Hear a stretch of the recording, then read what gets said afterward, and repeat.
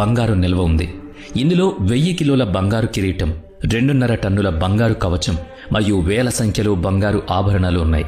కానీ ఇంత భారీ సంపద ఉన్నప్పటికీ ఇక్కడ కొలువై ఉన్న సాక్షాత్తు కలియుగ దైవం వెంకటేశ్వర స్వామిని అప్పుల ఊబిలో ఉన్న దేవుడిగా ఎందుకు భావిస్తారు? ఆ కథ వెనుక ఉన్న అసలు రహస్యమేంటి?